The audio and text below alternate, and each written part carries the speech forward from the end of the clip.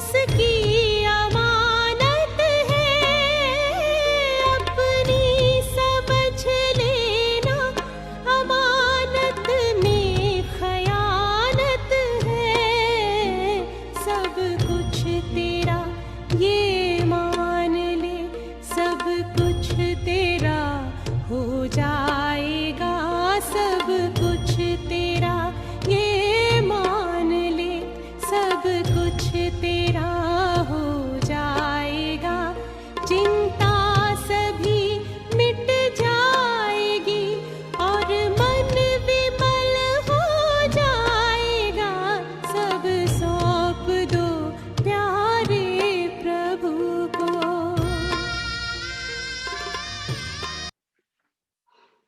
ओम शांति। आज 2 नवंबर 2020 की वाणी।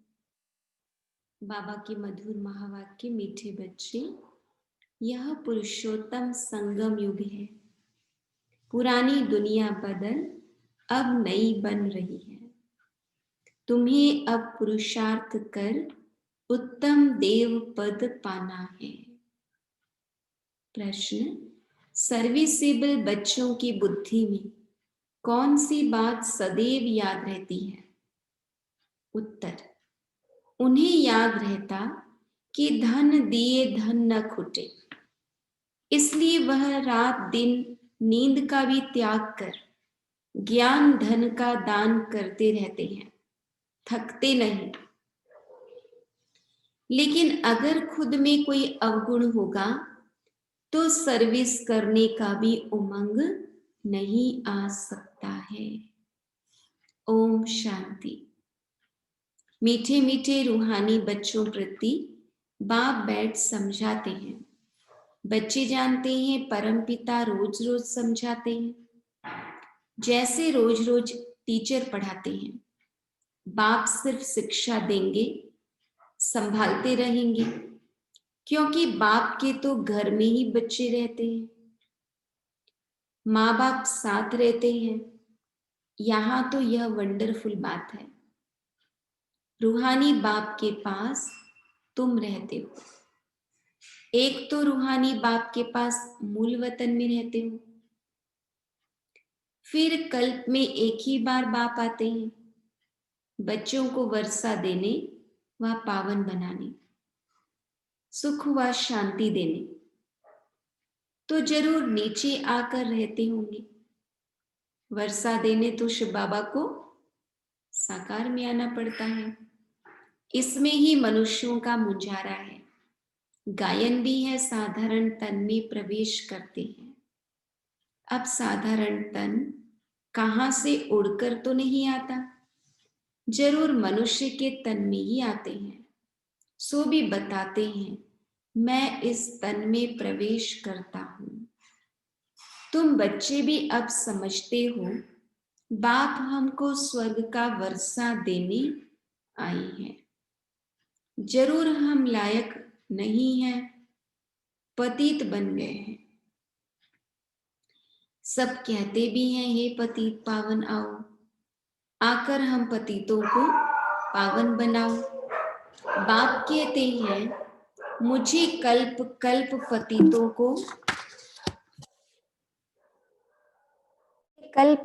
पतितों को पावन करने की ड्यूटी मिली हुई है। हे बच्चों, अब इस पतित दुनिया को पावन बनाना है।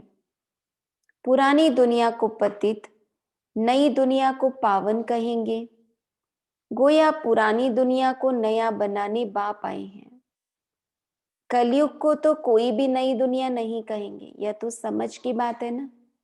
कलयुग है पुरानी दुनिया। बाप भी आएंगे जरूर पुराने और नए के संगम पर।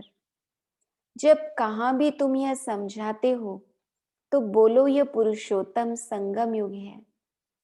बाप आया हुआ है।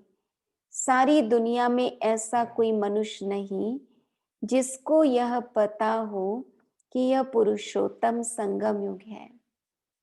जरूर तुम संगम युग पर हो तब तो समझाते हो।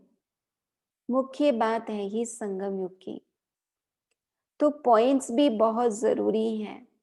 जो बात कोई नहीं जानते वह समझानी पड़े।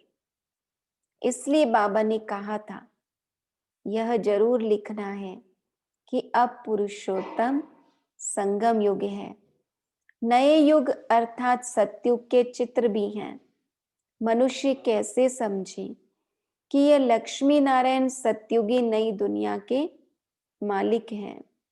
उनके ऊपर अक्षर जरूर चाहिए, पुरुषोत्तम संगम युग। यह जरूर लिखना है, क्योंकि यही मुख्य बात है।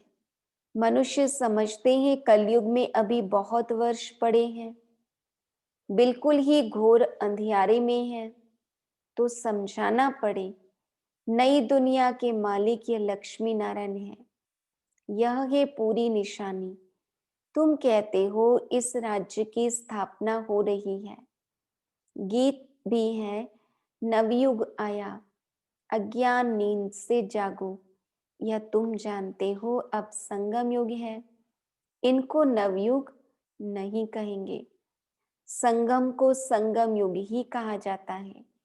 यह है पुरुषोत्तम संगम युग। जबकि पुरानी दुनिया खत्म हो और नई दुनिया स्थापन होती है, मनुष्य से देवता बन रहे हैं, राजयोग सीख रहे हैं। देवताओं में भी उत्तम पद है ही इन लक्ष्मी नारायण का। यह भी है तो मनुष्य, इनमें दैवी गुण है, इसलिए देवी देवता कहा जाता है। बाबा कहते सबसे उत्तम गुण है पवित्रता का। तब तो मनुष्य देवताओं के आगे जाकर माथा टेकते हैं। यह सब पॉइंट्स बुद्धि में धारणा उनकी होगी जो सर्विस करते रहते हैं। कहा जाता है धन दिए धन न खुटे। अब वो स्थूल धन तो नहीं हो सकता है, वो सूक्ष्म धन है, ज्ञान गुण शक्तियां। जितना देते हैं कम होने की तो बात ही नहीं, बल्कि ये धन और ही बढ़ता जाता है। बहुत समझानी मिलती रहती है, नॉलेज तो बहुत सहज है, परंतु कोई में धारणा अच्छी होती, कोई में नहीं होती है। जिनमें अवगुण है वह तो सेंटर संभाल भी नहीं सकते हैं। तो बाप बच्चों को समझाते हैं, प्रदर्शनी में भी सीधे सीधे अक्षर देने चाहिए। पुरुषोत्तम संगम युग तो मुख्य समझाना चाहिए। इस संगम पर आदि सनातन देवी देवता धर्म की स्थापना हो रही है। जब यह धर्म था तो और कोई धर्म नहीं था। यह जो महाभारत लड़ाई है उनकी भी ड्रामा में नोंद है। यह भी अभी निकले हैं, आगे थोड़े थे। 100 वर्ष के अंदर सब खलास हो जाते हैं। संगम युग को कम से कम 100 वर्ष तो चाहिए ना। सारी नई दुनिया बननी है। न्यू दिल्ली बनाने में कितना वर्ष लगा। तुम समझते हो भारत में ही नई दुनिया होती है, फिर पुरानी खलास हो जाएगी। कुछ तो रहती है ना, प्रलय तो होती नहीं। यह सब बातें बुद्धि में है ना। बाबा ने ज्ञान की बहुत गहरी गहरी बातें हम बच्चों को समझाया हुआ है। अभी है संगम युग। नई दुनिया में जरूर यह देवी देवता थे, फिर यही होंगे। यह है राजयोग की पढ़ाई। अगर कोई डिटेल में नहीं समझा सकते हैं तो सिर्फ एक बात बोलो, परम पिता परमात्मा जो सबका बाप है उनको तो सब याद करते हैं। वह हम सब बच्चों को कहते हैं तुम पतित बन पड़े हो। बाबा तो स्पष्ट कह रहे हैं, पुकारते भी हो हे पतित पावन आओ। बरोबर कलयुग में है पतित, सतयुग में पावन होते हैं। अब परमपिता परमात्मा कहते हैं देह सहित यह सब पतित संबंध छोड़ मामेकम याद करो तो पावन बन जाएंगे। यह गीता के ही अक्षर हैं। है भी गीता का युग। गीता संगम युग पर ही गाई हुई थी, जबकि विनाश हुआ था। बाप ने राजयोग सिखाया था, राजाई स्थापन हुई थी, फिर जरूर होगी। यह सब रूहानी बाप समझाते हैं ना। चलो इस तन में न आए और कोई में भी आए, समझानी तो बाप की है ना। हम इनका तो नाम लेते नहीं हैं, हम तो सिर्फ बतलाते हैं। बाप कहते हैं मुझे याद करो तो तुम पावन बन और मेरे पास चले आएंगे।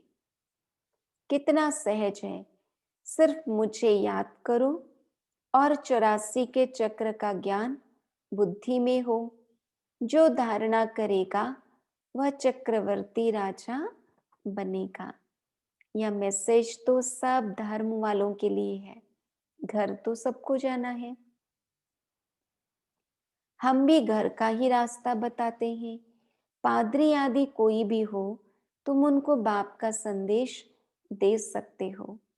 तुमको खुशी का बहुत पारा चढ़ना चाहिए। परमपिता परमात्मा कहते हैं मामेकम याद करो तो तुम्हारे विकर्म विनाश होंगे। सबको यही याद कराओ। बाप का पैगाम सुनाना ही नंबर 1 सर्विस है। गीता का युग भी अब है।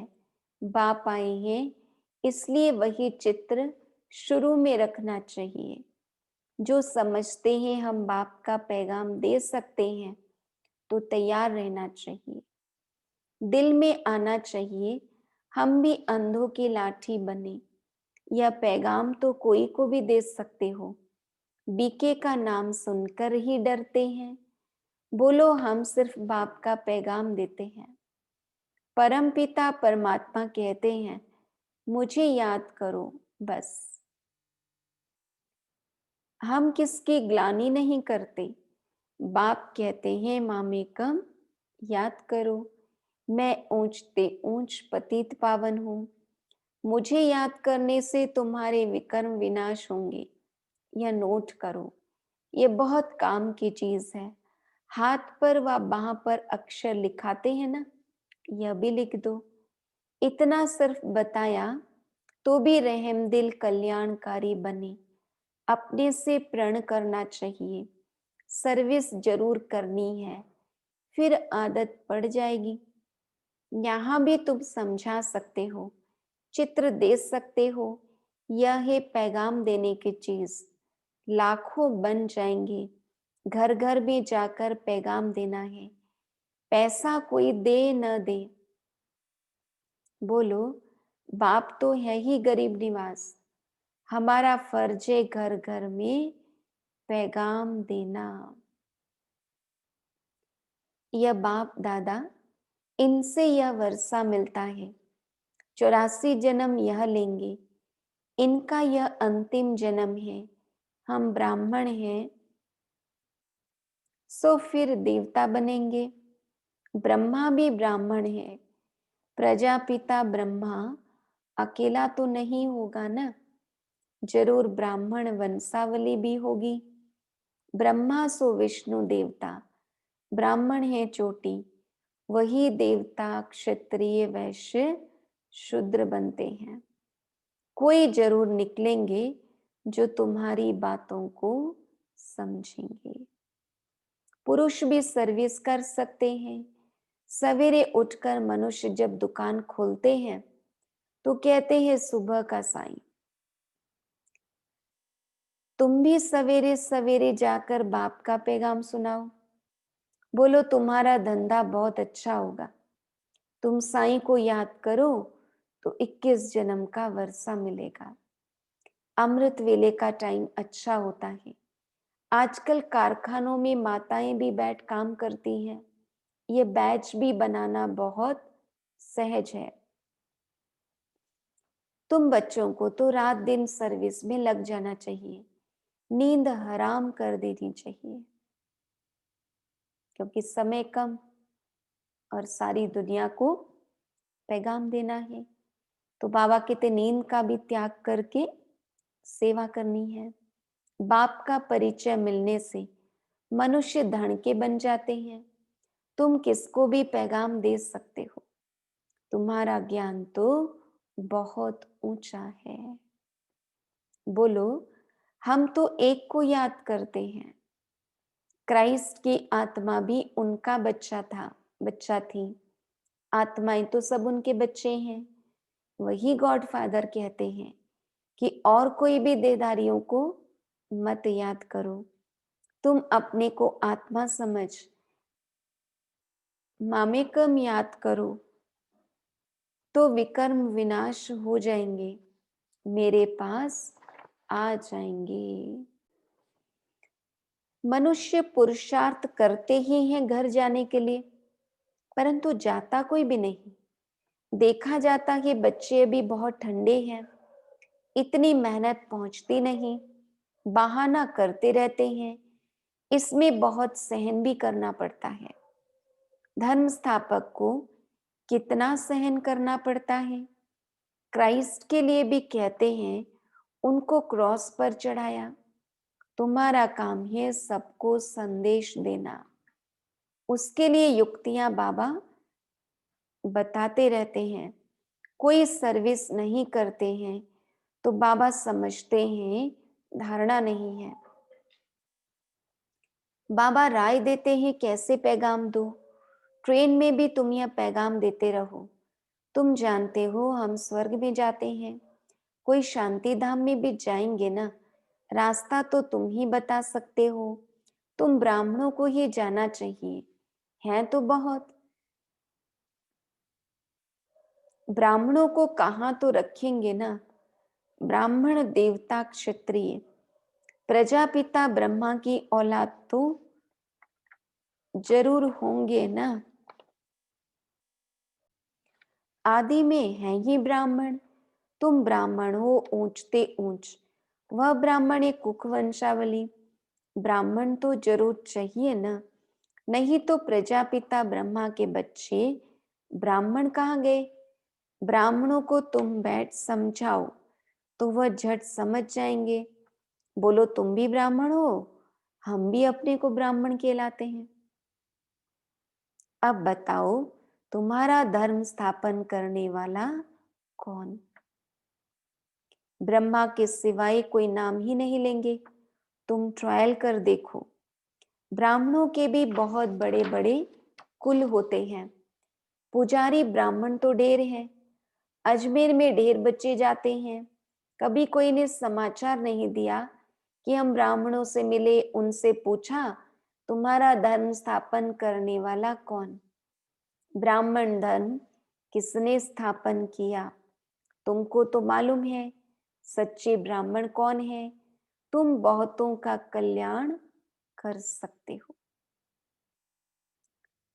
यात्राओं पर भक्त ही जाते हैं। यह चित्र तो बहुत अच्छा है लक्ष्मी नारायण का।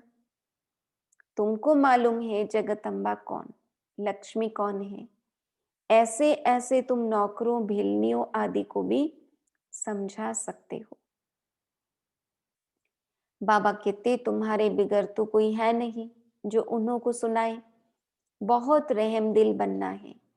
बोलो, तुम भी पावन बन, पावन दुनिया में जा सकते हो।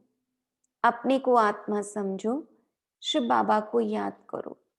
शौक बहुत होना चाहिए किसको भी रास्ता बताने का। जो खुद याद करते होंगे वही दूसरों को याद कराने का पुरुषार्थ करेंगे। बाप तो नहीं जाकर बात करेंगे। यह तो तुम बच्चों का काम है। गरीबों का भी कल्याण करना है। बेचारे बहुत सुखी हो जाएंगे।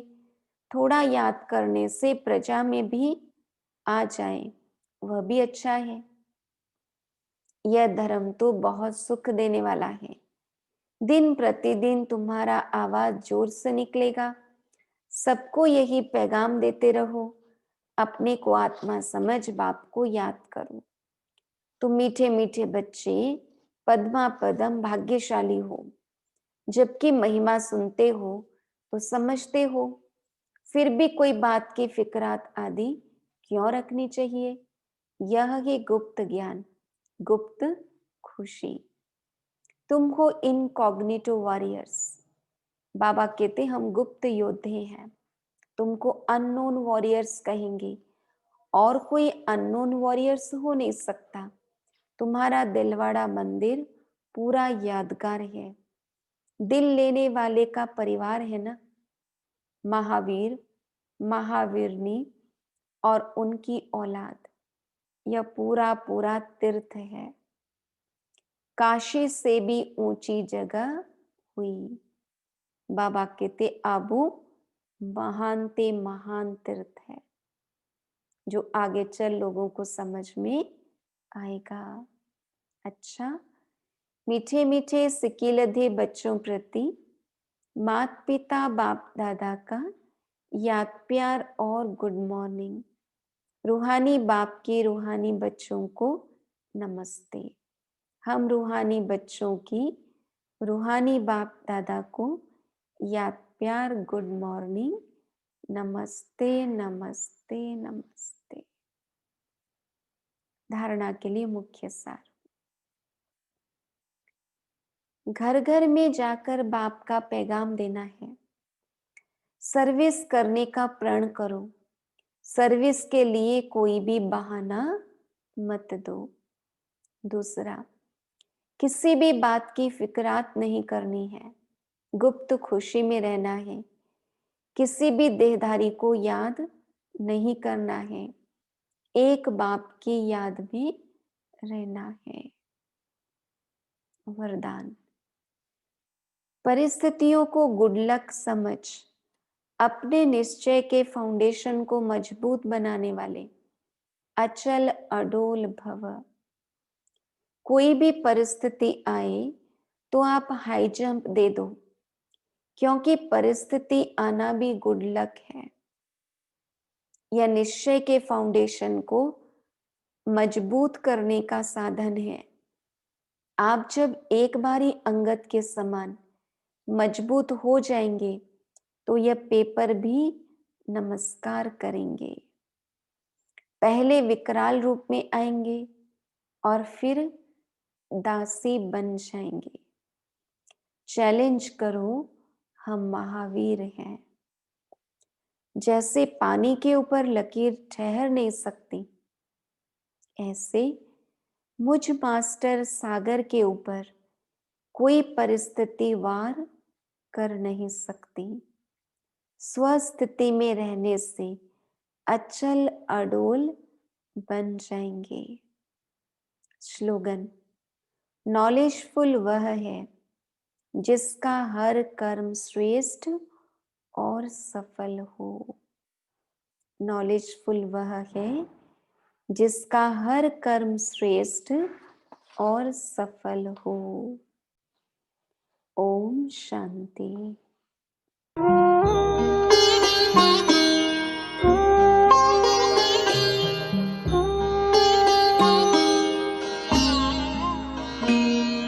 ज्योति बिंदु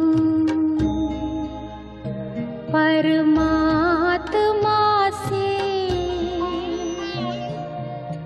है मेरी आत्मा, अब चल कर ले मिलन। परमानंद का अनुभव कर, ओ परमानंद का अनुभव कर, तू धन्य बना जीवन। ज्योति बिंदु परमात्मा से है मेरी आत्मा, अब चल कर ले मिलन। अब चल कर ले मिलन, अब चल